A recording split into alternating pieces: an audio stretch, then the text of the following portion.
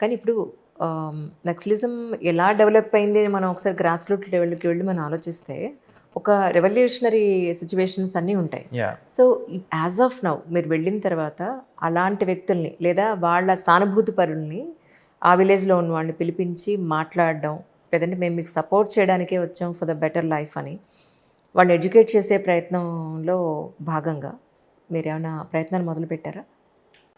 Definitely అండి. ఎందుకంటే ఇప్పుడు నక్సల్స్కి మెయిన్ వాళ్ళ బేసిక్ ఆర్మ్స్ ఏంటంటే మిలిషియా అని ఉంటారు, విలేజెస్లోనే ఉంటారు వాళ్ళు.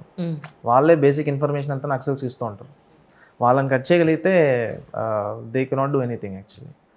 కానీ ప్రాబ్లం ఎక్కడ వస్తుందంటే వాళ్ళకు కూడా భయమే కదా, విలేజర్స్ కూడా ప్రాణభయం ఎవరికైనా ఉంటుంది. 100% కదా. ఇప్పుడు వాళ్ళు కంప్లీట్గా మాకు సపోర్ట్ చేస్తే వాళ్ళు వచ్చి చంపేస్తే ప్రాబ్లం కదా. Yeah so we have to understand అక్కడ బేసిక్స్ ఎలా ఉన్నాయి, ఏంటి సిచ్యువేషన్ ఎలా ఉంది అర్థం చేసుకొని ఒక లిమిట్ దాటి ఏమి చేయలేము.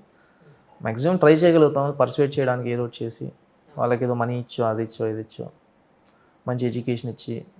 అందుకే మేము ఎప్పుడైనా అక్కడ ఆ ఏరియాస్లో అవర్ ఫస్ట్ 2 ప్రయారిటీస్ ఏంటంటే, ఒకటి టవర్స్, ఒకటి రోడ్స్. మొబైల్ టవర్స్ వస్తే మా కాంటాక్ట్ కనెక్ట్ పెరుగుతుంది పబ్లిక్ తోటి ఆబ్వియస్లీ. రోడ్స్ వచ్చేస్తే we can go easily into the jungles, villages. వాళ్ళు కూడా వాళ్ళకి ఏ ప్రాబ్లమ్స్ ఉన్నా కానీ మాకు చెప్పుకోవడానికి they can easily come out of the jungles. Proper roads ways లేనప్పుడు వాళ్ళు ఎలా వస్తారు? నక్సల్స్ కూడా బిగ్గెస్ట్ ఎనిమీస్ రోడ్స్, ఇవి రెండే, రోడ్స్ ఒకటి, టవర్స్ ఒకటి. మేము అది కడుతూ ఉంటాం, వాళ్ళు అది కూల్ చేస్తూ ఉంటాం. సో అదే చేస్తూ ఉంటాం అనమాట. అవి వచ్చేస్తే డెవలప్మెంట్ ఆటోమేటిక్గా పెరుగుతుంది.